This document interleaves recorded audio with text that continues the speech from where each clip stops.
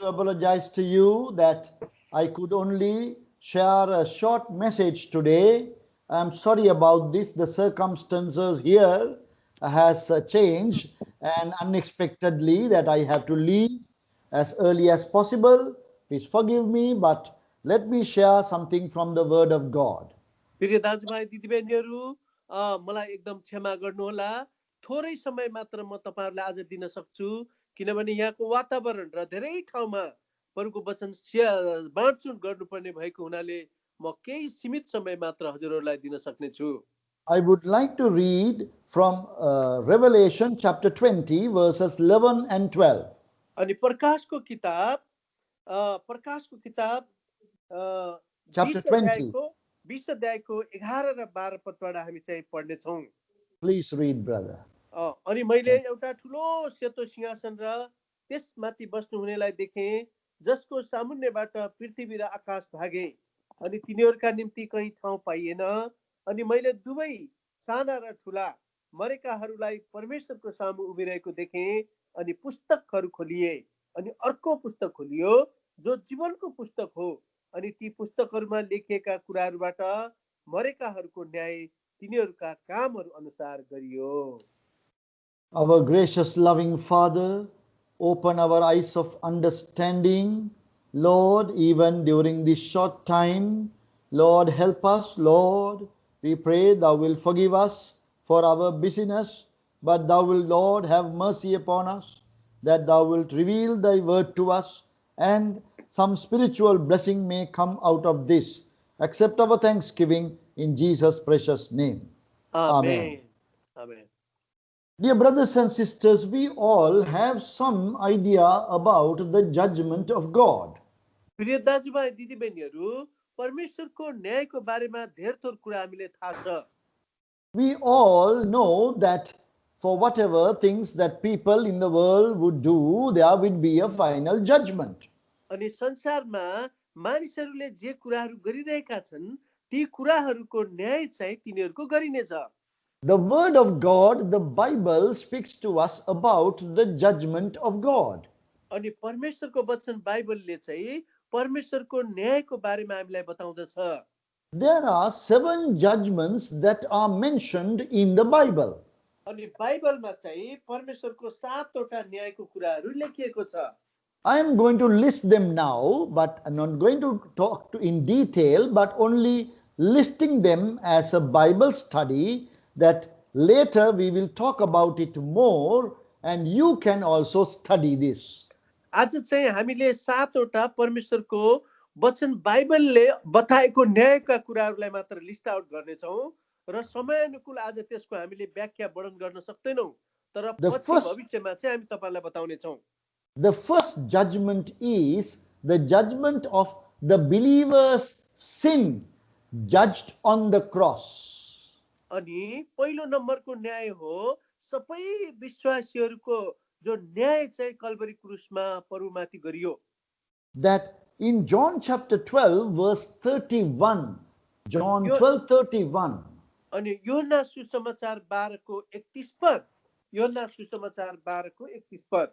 The Lord Jesus said, the judgment of the world is now. अनि प्रभु येशू मसीहले भन्नुभयो अब यस संसारको न्याय हुन्छ। That was just before he went to the cross. प्रभु येशू मसीह क्रुसमा जानुभन्दा अगाडिको कुरा। It was about our sin, the sin of the whole world, that the Lord Jesus was going to bear on the cross upon his body, and every sin would be judged. अनि हामी सबै मानिसहरूको न्याय उहाँमाथि खनिएको थियो जब उहाँ कल्भरी क्रुसमा चाहिँ चढ्नु भएको थियो। Dear brothers and sisters, we are free today because God has judged every sin and our Lord Jesus had to bear the punishment. अनि प्रिय दाजुभाइ दिदीबहिनीहरू अनि हामी सबैको न्याय चाहिँ प्रभु येशू ख्रीष्टमाथि खनियो अनि हाम्रो साटोमा त्यो न्याय उहाँमाथि चाहिँ न्याय भइरहेको थियो। This is why we fall down and worship him. त्यसैले त हामी आज घुट्टा टेकेर चाहिँ हामी उहाँलाई साष्टाङ्ग दण्डवत गरिकन उहाँलाई उपासना चढाउँछौँ। Our judgment fell upon the Lord Jesus. हाम्रो न्याय चाहिँ प्रभु येशू ख्रीष्टमाथि परेको थियो। That is why God is able to forgive us. त्यसैले त परमेश्वरले तपाईँ र मलाई क्षमादान दिनुभयो। So for the first judgment is judgment of our sin on the cross. अनि पहिलो न्याय चाहिँ हाम्रो पापको न्याय जो चाहिँ कल्भरी क्रुसमा प्रभु येशू ख्रीष्टमाथि। The second judgment is the believer's self-judgment, judging ourselves. अनि दोस्रो न्याय हो विश्वासीहरूले आफ्नो न्याय गर्ने कुरा। In 1 Corinthians chapter 11 verse 31, it says that if we judge ourselves, we shall not be judged. यहाँ लेखिएको छ किनकि हामीले आफूलाई जाँच्यौं भने हाम्रो न्याय गरिने छैन। Before the breaking of bread, or before we come to the breaking of bread, we do self-examination. प्रभुको रोटी तोडाइको अगाडि चाहिँ रोटी भान्नुभन्दा अगाडि चाहिँ हामी प्रत्येकले आफूलाई जाँच्छौं। It is the Holy Spirit of God that will help us to examine ourselves. प्रभु येशू मसीह पवित्र आत्मा परमेश्वरले चाहिँ हामीलाई व्यक्तिगत तौरले जाँच्न सहायता गर्नुहुन्छ। But we must have a desire to judge ourselves. तर हामीले हृदयमा चाहना लिनुपर्छ कि आफूलाई जाँच गर्ने। And this is a very important part of our Christian life. हाम्रो मसीह जीवनको चाहिँ यो महत्त्वपूर्ण कुरा हो। Many people are judging others, but they are not judging themselves. आज धेरै मान्छेले चाहिँ अरूलाई चाहिँ जाँच गर्छन् तर आफूलाई जाँच गर्न उनीहरूले बिर्सिन्छन्। So let us continue to judge ourselves. अनि हामीले लगातार हामी आफूलाई जाँचौं। Number 3 is judgment of believers' work that they have done during their Christian life. अनि तेस्रो नम्बर कुराको न्याय यो हो प्रत्येक विश्वासीहरूले उनीहरूको जीवनकालभरि उनीहरूले गरेको कुराको न्याय हुँदछ। 2 Corinthians 5:10 tells us that we all need to appear before the judgment seat of the Lord Jesus Christ. अनि दोस्रो कोरिन्थी 5 को 10 पदले बताउँदछ किनकि शरीरमा गरिएका कामहरूका निम्ति चाहे असल होस् चाहे खराब हरेकले जे गरेको छ त्यही अनुसार त्यसको फल पाउनलाई हामी सबै क्रिस्टको न्याय आसनका सामु देखा पर्नुपर्छ। That is not to judge for our sins. यो चाहिँ हाम्रो पापको न्याय चाहिँ होइन। That judgment is over. त्यो पापको न्याय त सकियो। It happened on the cross. यो चाहिँ क्रुसमा भएको थियो। Our Lord Jesus was punished. हाम्रो प्रभु येशू ख्रीष्टलाई दण्ड दिइयो। But what is this judgment? अब यो न्याय के हो त? This is about what we have done during our Christian life. This judgment is for rewarding. The rewards will be given. अनि यो मसीह जीवनमा तपाईहरु मैले जे कर्म गरेको छौ त्यसको चाहिँ इनाम हो, इनाम। Our Lord Jesus said again and again that He will come and He will bring His reward to give to everyone. We have that verse in Revelation 22 verse 12 also.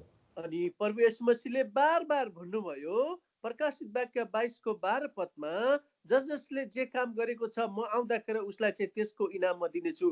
So it is very important as to how we will lead this Christian life. अब यो हामीले चाहिँ यो कुरा बुझ्नुपर्छ हाम्रो मसीह जीवन कति महत्त्वपूर्ण प्रकारले तपाईहरु मैले व्यतीत गर्नुपर्छ त। Because we are going to receive a reward according to our faithfulness. हाम्रो विश्वासको आधारमा तपाईहरु मलाई चाहिँ त्यो इनाम दिइनेछ। So this is the believer's work shall be judged. अनि विश्वासीहरुको कामको न्याय हुनेछ। So don't waste time, serve the Lord Jesus. त्यसैले समय बर्बाद नगर्नुहोस्, सबै समय प्रभुको सेवा गर्नुहोस्। You are going to receive a reward. तपाईले इनाम चाहिँ तपाईले पाउनु हुनेवाला छ। Then judgment number 4. 4 नम्बरको न्याय, Individual Gentile will be judged at the second coming of the Lord Jesus Christ. अनि व्यक्तिगत प्रभु येशू ख्रीष्टलाई नपाएका अन्य जातिहरुको प्रभु येशू ख्रीष्ट आउँदा चाहिँ उनीहरुको न्याय हुनेछ।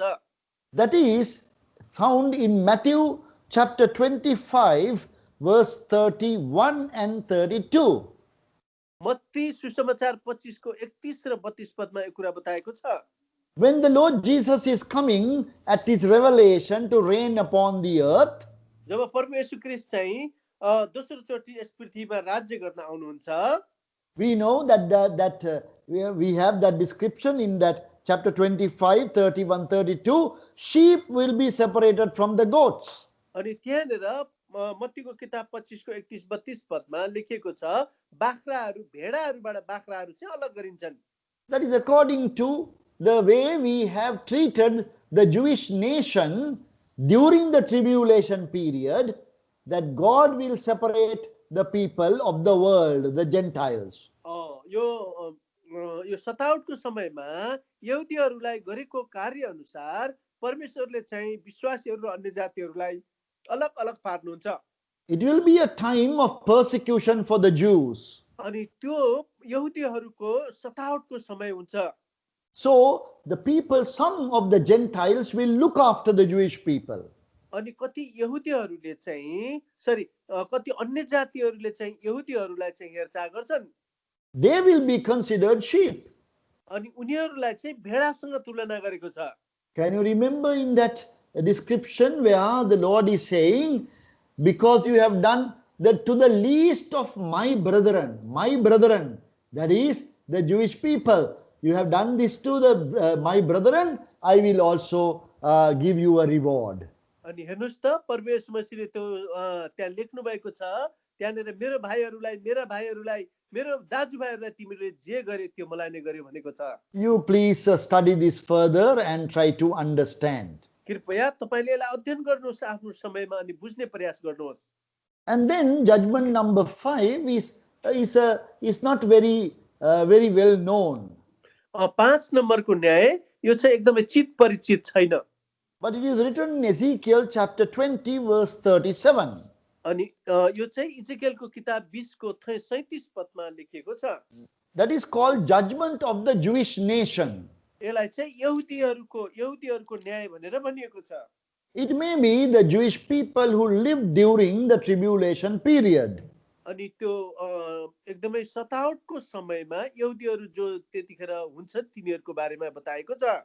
It is not very clear, but the judgment of the Jewish people has been talked about by those who teach the Bible. अनि यो बाइबलमा बताएको कुरा छ, यो यहुदीहरू चाहिँ सतावटको समयमा भएर जो जान्छन् उनीहरूको विषयलाई यो बाइबलले बताएको हो। Then the judgment number 6 is judgment of the angels. अनि 6औं नम्बरको न्याय चाहिँ स्वर्गदूतको पनि न्याय हुन्छ। They are not holy angels. अनि जो चाहिँ पवित्र स्वर्गदूतहरू होइनन्, all the evil angels, जो चाहिँ दुष्ट स्वर्गदूतहरू हुन्, and those who left heaven and came down. जसले स्वर्गलाई छोडेर पृथ्वीमा झरे। It is written in Jude verse 6. यो चाहिँ यहुदाको किताब 6 अध्यायमा लेखेको छ। In 1 Corinthians 6, Paul is asking the question, don't you know that we shall judge the angels? यहाँनिर लेखेको छ पहिलो कोरिन्थीको 1 अध्यायमा चाहिँ त्यो स्वर्गदूतहरू तिनीहरूसँग चाहिँ मिले भनिकन। So these angels who are fallen and some have left their first estate, they will be judged at the end. अनि जो स्वर्गदूतलाई चाहिँ पहिलो यहोदा दिएको थियो तिनीहरूले त्यो काम छोडे अनि उनीहरूको चाहिँ न्याय हुन्छ। That we will wait and see how it will happen. अनि त्यो कुरा हामी हेरौँ त्यो न्याय चाहिँ कसरी हुन्छ। But the 7th judgment is the final, that is the white throne judgment. अनि 7औं नम्बर चाहिँ न्याय हो सेतो सिंहासनको न्याय। All the unsaved people will be judged. अनि सबै आज नबाचेका मानिसहरूको न्याय हुन्छ। In verse 12 it is said, I saw the dead, small and great, all stand before God. अनि 12 पदमा लेखेको छ सबै मरेकाहरू दुवै साना र ठुला मरेकाहरू परमेश्वरको सामु उभिएको मैले देखेँ। In that group we will not be there. अनि त्यो समूहमा तपाईहरुमा चाहिँ त्यहाँ हुँदैनौ। We are already passed from judgment unto life. अनि तपाई र म त त्यो मृत्युको न्यायबाट जीवनमा सरिसकेका हुँदछौं। But the situation here is different, that this is the unsaved people will be judged finally. अनि यहाँ भनेको चाहिँ जो नबाचेका अनि अन्य जातिहरुको जो न्याय हो त्यो तिनीहरुको बारेमा यो बताइएको कुरा हो। Everything is going on record. Every detail of everybody is being recorded. अनि सबै मान्छेले गरेको कुराहरुको चाहिँ सबै चरित्रहरू सब कुराको चाहिँ त्यहाँ रेकर्ड गरिएको हुन्छ उनीहरूको त्यो रेकर्ड मुताबिकको न्याय हुन्छ How terrible it would be, dear brothers and sisters, if all our thought life, all what we thought about, all what we spoke were ever judged by God and openly declared. What a shame that will be upon us. प्रिय दाजुभाइ दिदीबहिनीहरू हामीले गरेको सबै कामहरूको record गरिएको छ जुन कुराहरू बर्खास्त गरिनेछ बाहिर ल्याइनेछ कस्तो एकदमै लज्जास्पद कुरा हुनेछ त्यतिखेर It will happen to all the unsaved people. अनि यो चाहिँ नबाचेका मानिसहरूको न्याय यो But दिनमा to देखिनेछ। you and to me who are saved, all our sins have been buried. They have been forgiven and forgotten. अनि जो तपाईहरु मैले नयाँ जन्म पाएका छौं विश्वासीहरु छौं तपाईहरु मेरो पाप क्षमा भएको छ अनि त्यो गाडिएको छ अनि क्षमा गरिएको छ। This is the great salvation that we have received from our Lord. अनि यो महान मुक्ति चाहिँ प्रभु येशू ख्रीष्टद्वारा तपाईहरु मैले प्राप्त गरेका छौं। We need to love him and serve him and follow him for the great salvation he has given us. अनि उहाँले दिएको महान मुक्तिको कारणले उहाँलाई हामीले पछाउनु परेको छ उहाँको तपाईहरु मैले सेवा गर्नु परेको छ। Shall we pray? हामी प्रार्थना गर्ने छौं। Our gracious loving Father, we thank thee for